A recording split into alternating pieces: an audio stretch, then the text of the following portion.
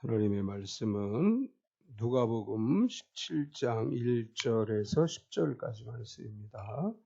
누가복음 17장 1절에서 10절. 제가 가지고 있는 성경은 신약성경 124페이지 누가복음 17장 1절에서 10절까지. 우리 찾으셨으면 각자 있는 곳에서 같은 목소리로 합독하겠습니다. 예수께서 제자들에게 이르시되 실족하게 하는 것이 없을 수는 없으나 그렇게 하는 자에게는 화로다. 그가 이 작은 자 중에 하나를 실족하게 할진대 차라리 연자 맷돌이 그 목에 매여 바다에 던져지는 것이 나으리라. 너희는 스스로 조심하라. 만일 내 형제가 죄를 범하거든 경고하고 회개하거든 용서하라. 만일 하루에 7번이라도 내게 죄를 짓고 7번 내게 돌아와 내가 회개하노라 하거든 너는 용서하라 하시더라. 사도들이 주께 여짜오되 우리에게 믿음을 더하소서 하니 주께서 이르시되 너희에게 겨자씨 하나일 만한 믿음이 있었더라면 이 뽕나무더러 뿌리가 뽑혀 바다에 심기어라 하였을 것이요 그것이 너희에게 순종하였으리라. 너희 중 누구에게 밭을 갈거나 양을 치거나 하는 종이 있어 밭에서 돌아오면 그더러 곧 와 앉아서 먹으라 말할 자가 있느냐. 도리어 그더러 내 먹을 것을 준비하고 띠를 띠고 내가 먹고 마시는 동안에 수종 들고 너는 그 후에 먹고 마시라 하지 않겠느냐. 명한 대로 하였다고 종에게 감사하겠느냐. 이와 같이 너희도 명령받은 것을 다 행한 후에 이르기를 우리는 무익한 종이라. 우리가 하여야 할 일을 한 것뿐이라 할지니라. 아멘. 매일매일 나를 위한 하루 선물이라는 글 속에 절대 배신해서는 안 될 사람이라는 짤막한 글이 있는데, 아무도 나를 믿어주지 않아도 나만큼은 나 자신을 믿어야 합니다. 아무리 내 가능성을 봐주지 않아도 나만큼은 자신의 가능성을 봐주어야 합니다. 아무도 내게 잘 될 것이라고 말해주지 않아도 나만큼은 나 자신에게 분명 잘 될 거라고 말해주어야 합니다. 세상 모든 사람이 내게 등을 돌려도 나만큼은 내게 등을 돌려서는 안 됩니다. 나만큼은 언제까지나 나를 믿고 지켜주어야 합니다. 나를 배신하지 마세요. 내가 잘 될 거라고 믿는 사람은 나 혼자밖에 없으니까요. 자기 자신을 믿고 자기 자신을 배신하지 말고 자기 자신을 신뢰하라. 그런 글인데 나름대로 의미가 있는 것 같아서 소개를 했습니다. 지난주에는 부자와 부자의 대문에 버려진 거지 나사로의 이야기를 나눴습니다. 두 사람이 이제 죽었고 죽어서 보니까 부자는 음부에 떨어졌고 나사로는 아브라함 품에 안겨 있었다. 그래서 부자는 아브라함에게 부탁하기를 나사로를 우리 아버지 집에 보내서 우리 형제 5이 있는데 그들이 나 있는 곳 음부에 오지 않게 해달라 이렇게 요청했는데 아브라함은 말하기를 세상에는 모세도 있고 선지자도 있다. 다르게 표현하면 전도자들이 있는데 전도자들에게 듣지 않는 사람은 죽은 사람이 살아나도 믿지 않을 것이다. 이렇게 이야기했다. 이제 그런 이야기를 우리가 지난주에 살펴봤습니다. 오늘 예수님께서 우리에게 주시는 말씀은 이 세상에서 그리스도인으로 살아가면서 우리가 마땅히 해야 될 일이 있다. 우리가 성도로서 이 땅에서 해야 될 일들이 있다. 이제 이런 이야기를 하면서 우리가 마지막 날 주님 만났을 때 주님 앞에서 우리가 뭐라고 얘기해야 되느냐? 우리가 하여야 할 일을 했습니다. 이렇게 이야기할 수 있어야 된다. 이제 이런 의미의 이야기를 하고 있습니다.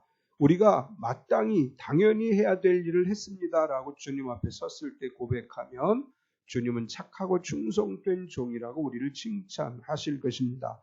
그런 의미에서 오늘 이제 우리가 같이 읽은 말씀을 중심으로 우리가 하여야 할 일을 한 것이다 라는 제목으로 함께 은혜를 나누려고 합니다. 예수님께서 이제 많은 일들을 우리에게 이야기하셨는데 특별히 신앙인들에게 그리스도인들에게 예수님을 믿는 사람들에게 마땅히 해야 될 일이 무엇인가를 물론 많이 있죠. 예수 믿는 사람으로서 해야 될 일이 많이 있지만 그 중에서 오늘 우리가 마땅히 해야 될 일에 관해서 몇 가지를 이야기하시는데 우리가 예수 믿는 사람으로서 마땅히 해야 될 일의 첫 번째는 스스로 조심하라 이렇게 말씀을 합니다. 우리가 예수님을 믿는 성도로서 이 세상에 살아가는 동안 그리스도인답게 살아가려고 노력을 해야 되죠. 우리가 가만히 있어도 저절로 그리스도인다워지는 건 아니에요. 그리스도인답게 살려고 노력을 해야 돼요. 예수 믿고 구원받았다면 예수님을 믿고 구원받은 성도답게 살아가기 위해서 우리는 스스로 우리 자신이 조심해야 됩니다. 근데 조심하는데 특별히 뭘 조심해야 되느냐? 예수님은 오늘 본문에서 우리가 조심해야 될 것을 간략하게 이야기하는데 실족하게 하지 말라 이렇게 말씀을 해요. 1절을 보면 예수께서 제자들에게 이르시되 실족하게 하는 것이 없을 수는 없으나 그렇게 하는 자에게는 화로다. 실족하게 하다라는 말에 헬라어는 스칼달론이라고 하는 단어를 쓰는데 이 단어는 덫, 올무, 파놓은 함정이란 뜻입니다. 이 실족하게 한다는 그냥 우리 말로 얘기하면 넘어지게 한다 그런 얘기죠. 그런데 헬라어가 의미하고 있는 실족이란 단어의 의미는 죄를 짓도록 유혹하는 행위를 의미하는 것입니다.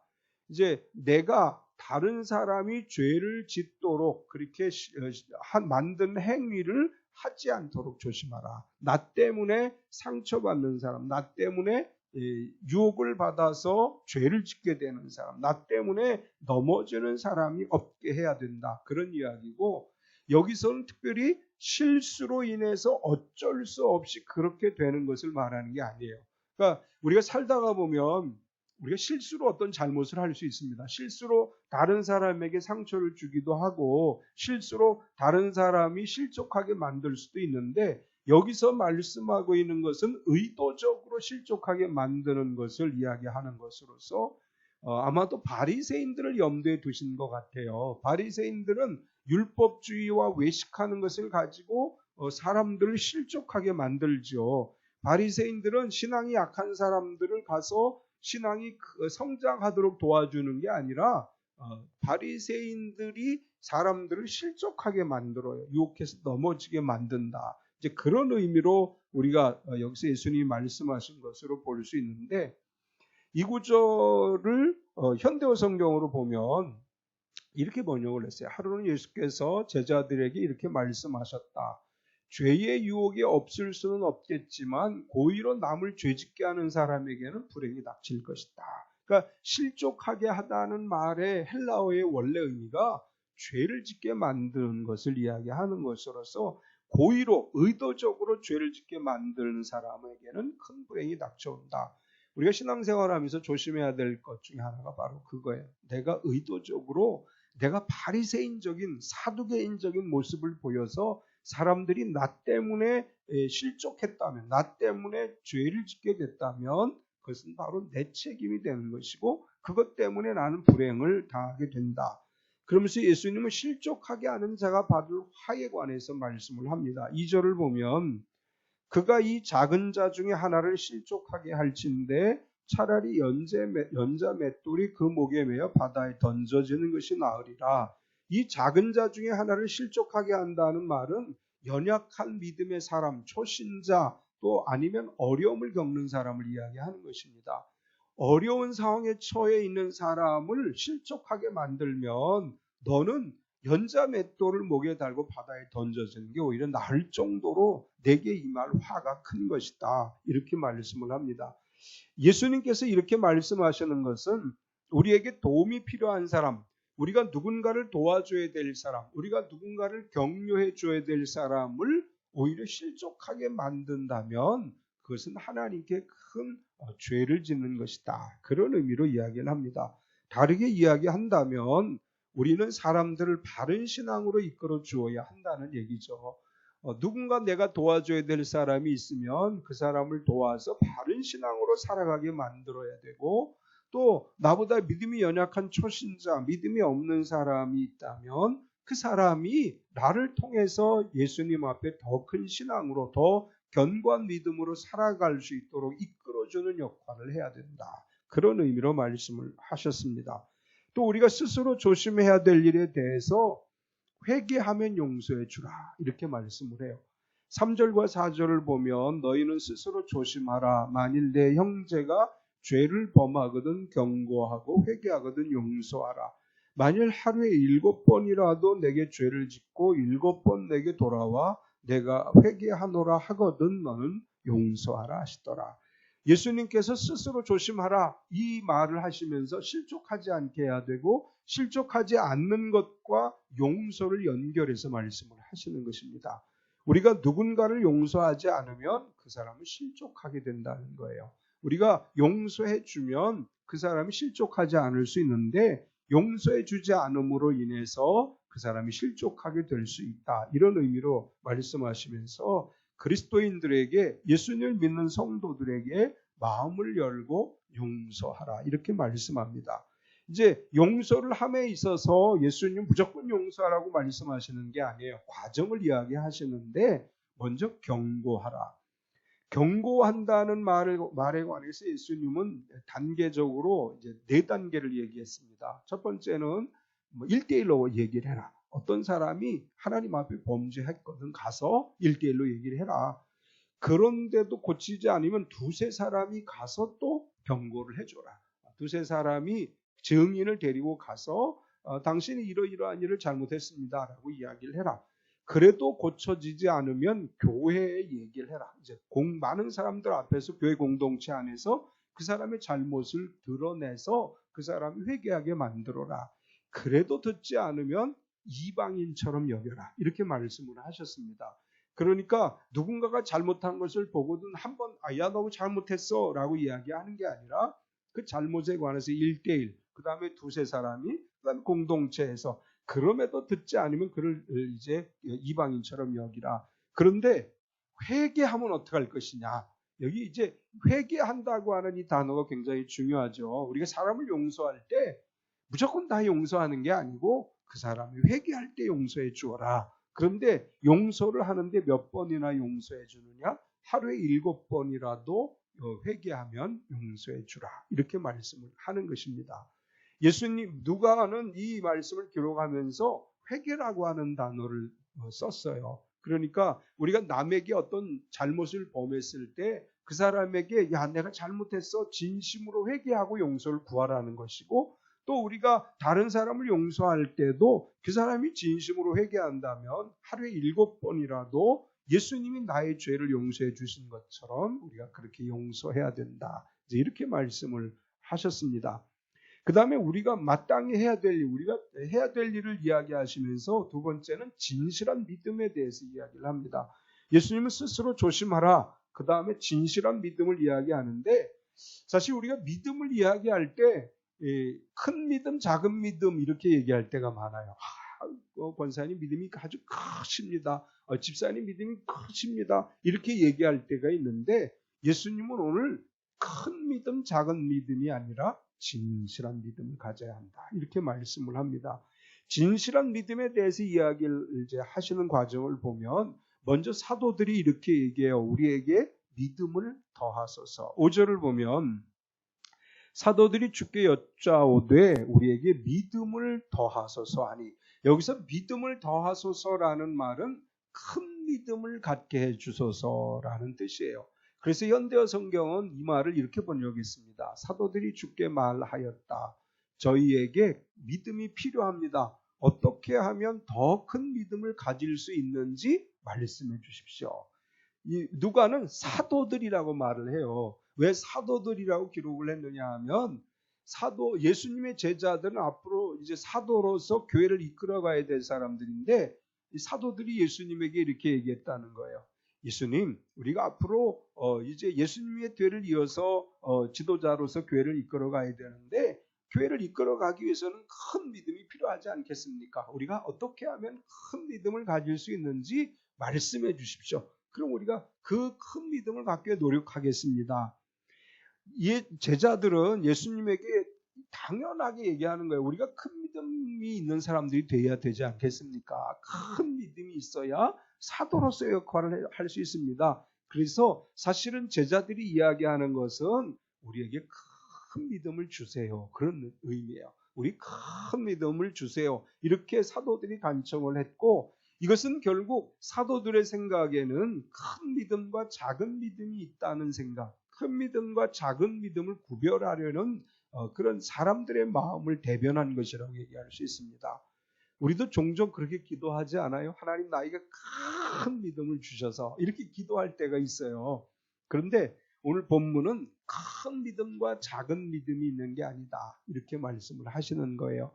큰 믿음을 갖게 해달라고 하는 갖게 해달라는 사도들의 요청에 대해서 예수님은 겨자씨만한 믿음이 있어도 라고 말씀을 해요. 6절을 보면 주께서 이르시되 너희에게 겨자씨 한 알만한 믿음이 있었더라면 이 뽕나무더러 뿌리가 뽑혀 바다에 심기워라 하였을 것이요 그것이 너에게 순종하였으리라. 사도들은 믿음을 더하소서, 큰 믿음을 갖게 해주소서라고 이야기했더니 예수님은 너희에게 겨자씨 한 알만한 믿음만 있어도 뽕나무더러 바다에 뽑혀 심기워져라 하면 그것이 이루어질 것이다. 겨자씨는 참깨만한 것을 이야기합니다. 겨자씨 어떤 분이 이렇게 한번 보여줘서 봤는데 우리나라 참깨만한 이제 그런 정도의 크기예요. 우리말로 한다면 너희가 참깨만한 믿음만 있어도 이렇게 얘기할 수 있을 거예요. 아주 작은 씨앗인 겨자씨만큼 이 만한 믿음만 있어도 너희에게 기적이 일어날 수 있다. 이건 무슨 얘기냐면 큰 믿음, 어떤 큰 나무만한 믿음, 그게 아니고 겨자씨만 하더라도 진실하기만 하면 된다. 그러니까 진실한 믿음만 있으면 나무가 바다에 심기어져라 해도 심기어질 것이다. 다르게 얘기하면 진실한 믿음이 있으면 기적은 얼마든지 일어날 수 있다. 그런 말입니다. 이 사실은 큰 믿음, 작은 믿음은 당시 유대주의자들이 가지고 있던 개념 가운데 하나죠. 바리새인들은 기도할 때 성전에 가서 손을 들어 큰 소리로 기도하여 나는 저 세리와 죄인과 같지 아니하고 그렇게 기도했다. 이제 자기 자랑을 막 하는 거예요. 나는 이렇게 11조도 잘하고 잘했습니다. 나는 아주 큰 믿음의 사람입니다. 바리새인들은 성전에서 길거리에서 사거리에 모퉁이 서서 그렇게 기도한다. 예수님이 말씀을 했습니다. 반면에 세리와 죄인은 성전에 가서 고개를 숙이고 눈을 들지 못하고 나는 죄인입니다. 이렇게 기도했다. 예수님이 이렇게 말씀을 하셨어요. 그래서 바리새인들은 자기들이 큰 믿음의 사람이라고 생각하는 반면에 세리와 죄인들은 우리는 아주 작은 믿음의 사람입니다 라고 생각을 했다는 거예요. 근데 예수님은 바리새인의 믿음과 세리와 죄인들의 믿음을 비교해 볼 때 누가 진실한 믿음이냐, 얼마나 너희가 큰 믿음을 가졌느냐가 중요한 게 아니고 얼마나 진실한 믿음을 가졌느냐가 필요한 것이다. 사람들에게 보이기 원하는 큰 믿음이 아니라 사람들도 몰라보는 작은 크기라 할지라도 진실한 믿음이 있다면 우리를 통해 하나님 놀라운 역사가 일어날 줄 믿습니다. 오늘 예배하는 우리 모두가 진실한 믿음을 가지고 하나님의 기적을 이루어가는 능력의 사람들이 되시기를 축원합니다. 세 번째는 종으로 살아가야 한다. 이렇게 말씀을 해요. 우리가 그리스도의 종이죠. 우린 그리스도의 종이라면 그리스도의 종답게 살아가야 돼요. 우리가 종으로 살아간다는 것에 대해서 종은 해야 할 일들이 있다. 이렇게 말씀을 합니다.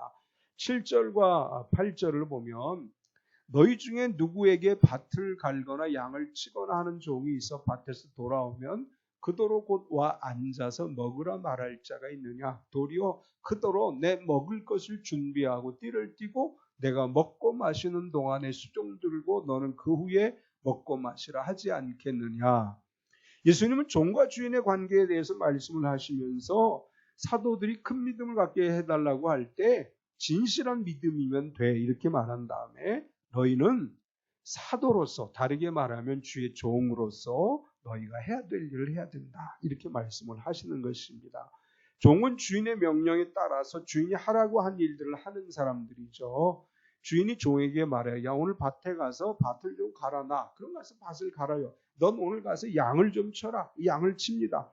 밭을 갈러 간 종이 밭을 다 갈고 저녁 때쯤 이제 집에 들어오면 주인이 그 종에게 야, 너 정말 수고했어. 목욕하고 내가 음식 잘 준비해 놓을 테니까 와서 밥 먹어. 이렇게 말하지 않는다는 거예요.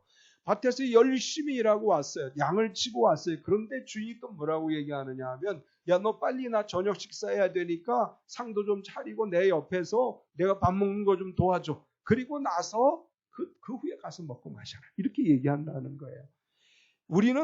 우리는 다 이렇게 생각하잖아요. 내가 이렇게 하루 종일 수고했는데 이제 다 일 끝마치고 나면 아, 그래 수고했어. 좀 쉬어. 이렇게 얘기해야 되는데 그렇게 하지 않는다는 거예요. 왜냐하면 종이기 때문에. 우리가 신앙생활하면서 이 말씀을 기억을 해야 됩니다. 우린 자꾸 종이라는 걸 잊어먹어요. 나는 종이라고 생각을 안 하고 내가 이만큼 일을 했으면 사람들이 나에게 어떻게 해줘야 된다고 생각을 하는 거예요. 근데 예수님은 사도들에게 말해요. 야, 너희들은 내 종이야. 앞으로 너희들이 가서 내가 시키는 일을 다 했다고 해서 그 일이 끝나고 와서 너희를 누가 잘 대접해 줄 거라고 생각하지 마라. 너희는 여전히 또 다른 일을 해야 돼. 이런 의미로 말씀을 합니다. 우리가 교회에서 하나님 나라를 위해서 일할 때 내가 일하는 건 당연한 거예요. 내가 일하는 건 너무나 당연한 거예요. 가만히 있어도 되는 게 아니라 마땅히 종으로서 종의 일에 종으로서의 일을 해야 된다. 이렇게 말하고 그 다음에 예수님이 이렇게 말해요. 종에게 감사하지 않는다. 구절을 보면 명한 대로 하였다고 종에게 감사하겠느냐. 현대어 성경으로 보면 그렇다고 해서 주인이 그에게 특별히 고마워하지도 않는다. 그는 당연히 해야 할 일을 한 것뿐이다.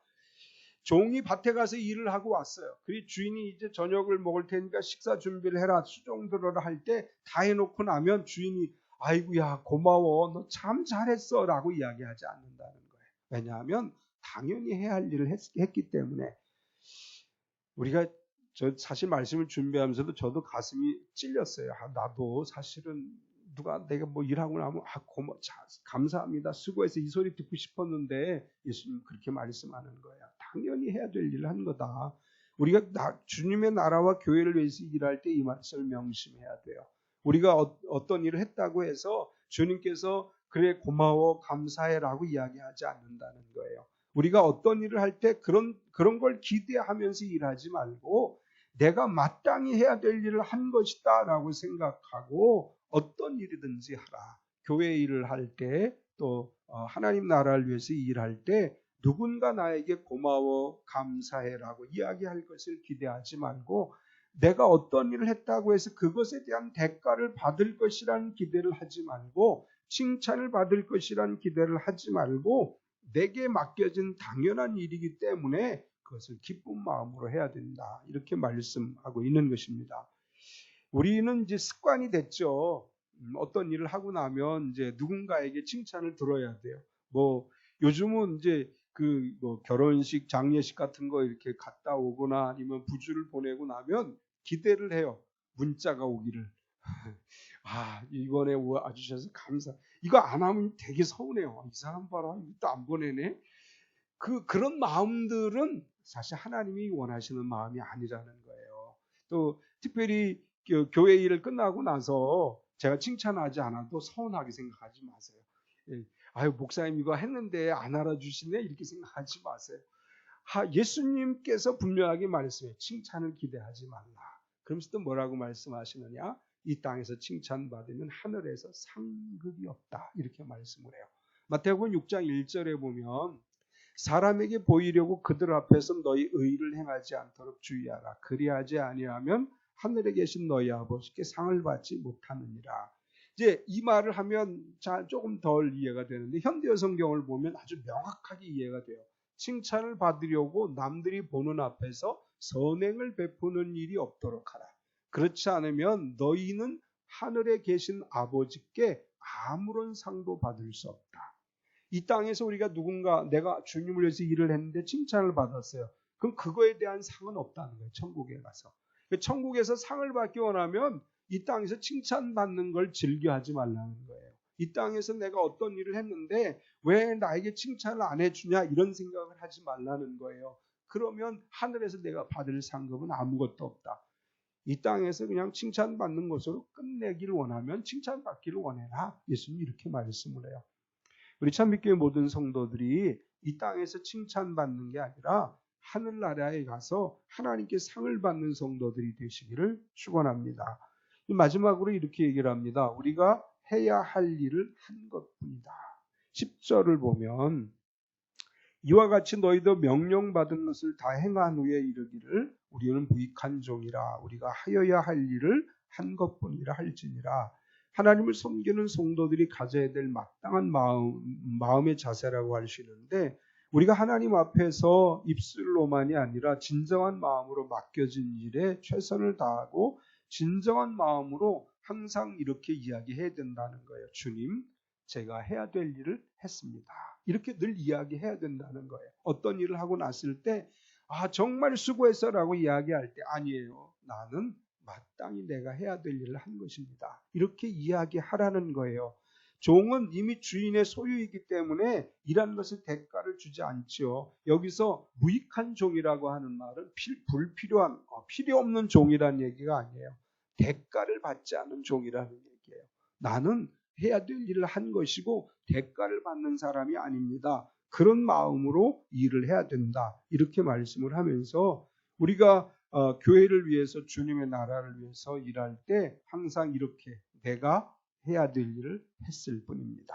내가 해야 될 일을 했을 뿐입니다. 라고 이야기해야 되고 그런 믿음으로 살아갈 때 마지막 날 주님 앞에 섰을 때 착하고 충성된 종아 내가 작은 일에 충성했음에 더 큰 것을 내게 맡기리라 하는 주의 음성을 듣게 될 줄로 믿습니다.